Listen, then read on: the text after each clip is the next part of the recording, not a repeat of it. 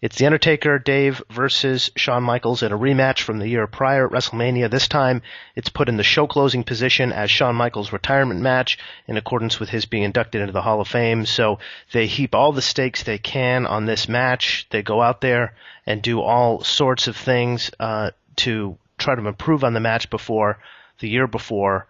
But I'm not so sure it did it. Is this match better than 25 or not? I like 25 slightly better, but this match was phenomenal as well. I mean, it was right up there. It was right up there.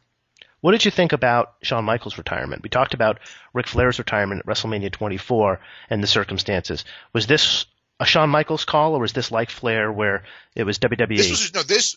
This was a Shawn Michaels call 100%. I don't think that they wanted him to retire, which is funny because even a year earlier, I think, you know what I think that what it was? For years, Shawn Michaels was always like where he would slow down, but he wanted to work WrestleMania as long as he was physically able, kind of like what Undertaker ended up doing, you know, where he was basically retired for years, but every year at WrestleMania he would come back. And then I think it was the Ric Flair thing, and what the Ric Flair thing was, because he was in the ring, where I think that changed his mind, and it was just like, I'm going to be a man of my word. And it became so important because you know that every single year they're going, you know, no matter what they're going at WrestleMania, because, you know, Shawn, he's Mr. WrestleMania. Yeah. And, you know, like, there's just like, there's always something he could do. There's always a new match. There's all these guys. It's WrestleMania. We always need help, right?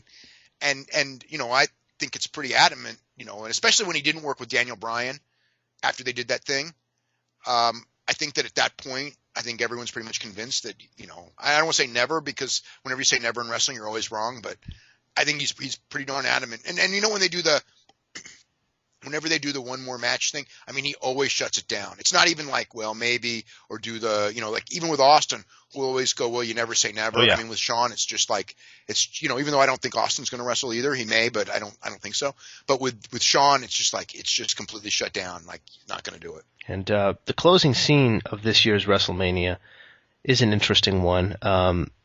It's Michaels saying goodbye, Taker kind of rolling away, and for Michaels, it's interesting because he had been the big match performer before he went down with his back injury in 1998. I mean, he had these blowout WrestleMania performances. He had the ladder match. He had the Iron Man match. But I think it was this run, Dave, this return from the back injury, that not only cemented Shawn Michaels as Mr. WrestleMania, but I think cemented him as an all-time great. I wonder if it wasn't for the Jericho, the Angle, the Undertaker matches at WrestleMania, if Shawn Michaels is remembered as such a surefire, all-time, absolute, no question great. I mean, was this second run important to his legacy in that way?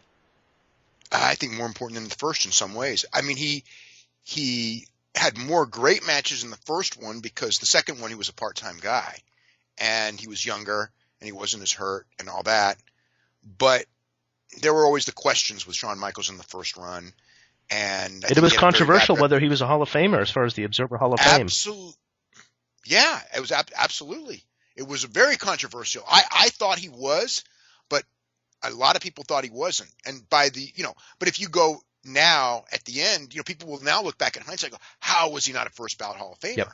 And it's like, well, you know, I mean, if you look in that, when the first year he was on and the first couple of years he was on, I mean, I voted for him every year, but it wasn't like it's a slam dunk, and it wasn't like I was mad at people like, how could you not? It was like there was enough baggage on the other end. The second run, you know, there really wasn't that much in the way of baggage on him. He was a professional. He put people over, and all that, you know, and it was just, and in other ways, you know, I mean, he was not the athletic worker he was, but mentally, you know, and perhaps, you know, the drug, you know, the not having the drug issue, but whatever it was, mentally he was far better. He was a far better promo the second time around.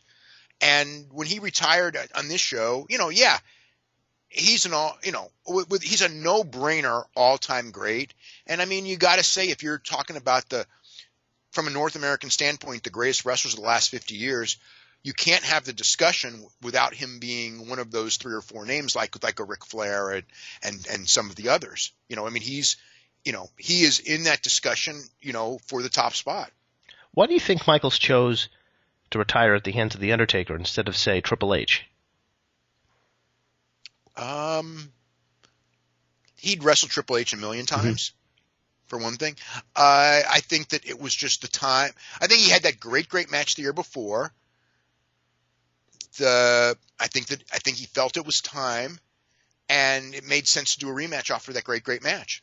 Now, this show represents, I think, one of the colossal failures in WWE history in terms of a ready-made match that they destroy by Showtime. They just take something that's handed to them on a silver platter. You just have to warm it up in the microwave, and you've got yourself a money match. But they got too creative for their own good, as they're wont to do. And by the time, if you can believe it, Bret Hart gets into the ring with Vince McMahon this year at WrestleMania, it means hardly anything. But let's switch it back to January. January 4th of this year, Bret Hart, who hadn't been, with the exception of being inducted into the Hall of Fame in 2006, really anywhere near the WWE because of the Montreal Screwjob, parts the curtain, confronts Shawn Michaels in the middle of the ring, reconciles, and it felt tremendous. Go back to January 4th, that day, and how momentous it felt that loop had been closed and Bret was back. You know what's funny is if Bret and Vince wrestled in February, I mean, it wouldn't have been as big as WrestleMania because it wasn't WrestleMania, but that match would have been 5 times as big as it was. Every week they did television, they made it worse and worse. This was something that it's like it was funny because when they did it, all I could think of is like every angle they do will make this worse because it's one of those things where the people already have their angle. When Bret, and again, people will go, oh, it's a new generation, this, and this. All I know is that January the 4th, and even before January the 4th, when the rumors were out, there was a UFC, whatever was it, probably the Saturday before the Monday. Okay. Yeah. And I'm backstage. I think it's Vegas. Is it Frankie and Gray? I don't even remember which match. Yeah, would have been. It was. Yep. Okay. So I'm backstage that was a phenomenal match too. Yeah. But so I'm backstage and it's just like everyone is just like, oh my God, Bret's coming Monday. It was like this is it was like a big thing. Bret Hart coming back to Raw after all of these years, and they even told you ahead of time. Imagine that. And well, they had remember, TNA coming back at him that night. So yeah, because they had Hogan and Flair debuting on TNA at the same time, and Jeff Hardy and Rob Van Dam as well. So it's like, can you imagine you actually advertise something? You know what I mean? And so that was like a gigantic wrestling day. But Bret Hart's coming to Raw was bigger than Hogan and Flair and TNA. And Hogan and Flair are like the 2 biggest stars of the last 30 years in some ways. And there's Bret, but it's Bret and Raw and then the history. It was really big. And what did you think of the face-to-face with Shawn? What did you think of the way that played out that night in the ring? You know what? It was what Bret wanted.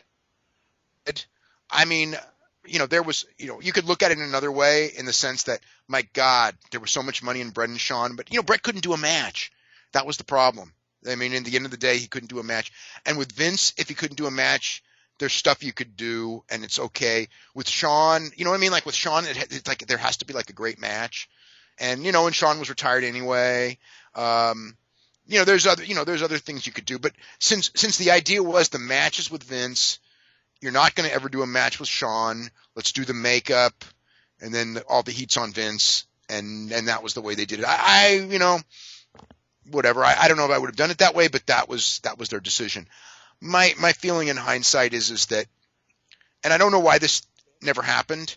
They have that movie, Wrestling with Shadows, which we've all seen, and it's the greatest build.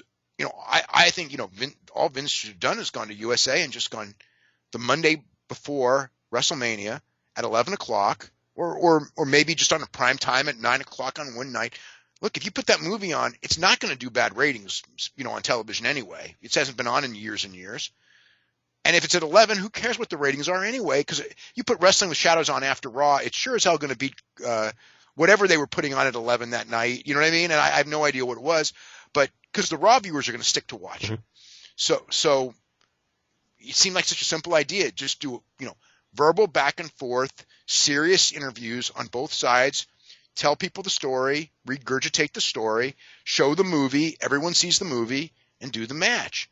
Instead, they decided to do low blows, and they decided to have car wrecks and all of these things that, by the time they got there, it was just another match that people really weren't that invested in. And this WrestleMania, as far as when we talk about like the business of WrestleMania, who would have thought that out of the last, whatever it is, the last several years, that the Bret Hart Vince McMahon WrestleMania, if you would have said in 2005, in the next 10 years, we're going to have 10 WrestleManias, and we're going to bring back Vince, we're going to have a Vince McMahon Bret Hart match at one of them, and that's going to do the worst business of the 10. Would you ever think that's even possible? No. I mean, it's certainly, if they just had 2 months to ruin it, and they did.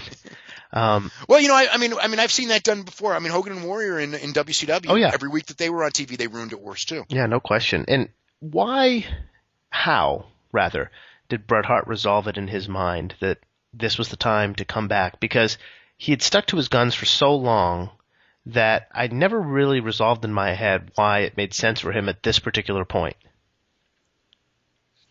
I can't really give you an answer other than I think that it was just one of those things that, because this was all his doing. It wasn't like, every year, I don't say every year, but every couple of years they would call, please come back for WrestleMania. The year that the Vince McMahon and God thing, it was because, Vince convinced himself that he was going to convince Bret to come back. And Bret was like, Bret never said that he would. I remember people in the WWE creative team going like, Bret's coming back this year. And I go, no, he's not.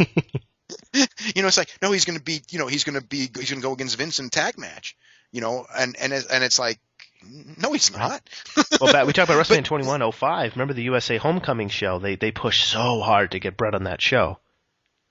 Right. Well, yeah.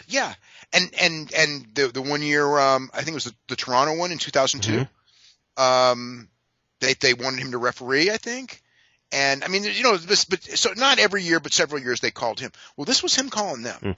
It was just like, he called them, and it's like, I want to do a match with Vince McMahon at this year's WrestleMania. I'm willing to do a match with Vince McMahon at this year's WrestleMania. And, they were up for it. They said fine.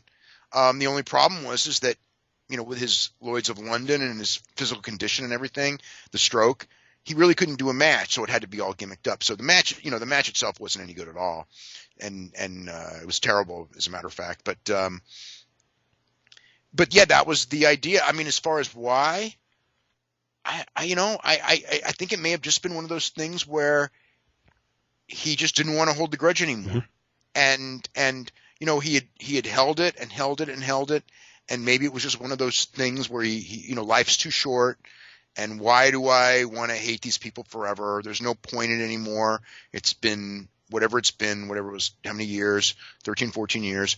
And I think that was the thing. And it was just like, and in real life, bury the hatchet with Shawn as much as he could. I think that he just didn't want to be, holding on to that anymore. So that was, it was a cathartic thing for him in a lot of ways. I think that was the catharsis for him, may have been more than the match. And perhaps the payday of the match, he thought, look, there is, obviously that's always part of it. Although I don't know, when all is said and done, because he ended up getting himself in all kinds of legal issues with Lloyds of London over it, because Lloyds tried to claim, Bret claimed, and he never did. When Bret had his last match, which would have been, I don't remember who it was. It was, it was Starrcade 98. He gets kicked by Goldberg, then he works Terry Funk on a January Thunder of 99, and that's it. So was it because his last match was Terry Funk match. I knew he had it was after the Goldberg match. He came back and he was all messed up, and he did the stunt with the car, which really could have been really Oh yeah, terrible. tearing out in the ice there in the parking lot on an episode of Nitro. But I remember in the Funk match, it was a brawl. He gets put in like this garbage container and pushed down the aisleway. It tips over, and Hart kind of falls out of it and lands in his head. And I always remember thinking that that had something to do with aggravating the It concussion. absolutely did. It absolutely did because it was it was recurring. He was still feeling the effects, and then he got the other one. And I believe like the Goldberg concussion was really Hmm. bad. That was a bad thing, and everyone points to that as the end of his career. Even though he did do like whatever it was, maybe it was one more match, but he he can't. But I believe that if the whole thing was post concussion syndrome. Even after the Funk match, while we knew he was hurt and he was going to be out for a while, it was never like this is his, he's never going to come back. It was he was going to recover, and then he just didn't recover. And I believe that all of those things, the second, the second one 2 weeks later or whatever it Hmm. was, however many week later, that whatever the thing was, is that I think that that's what like the double effect was what hurt him so. But so he had a settlement from Lloyd's of London because his career legitimately was over, and it was. Then he comes back, and then Lloyd's was like, well, you came back. And I mean, there's a big, and it's probably still going on. I haven't heard that it's been settled,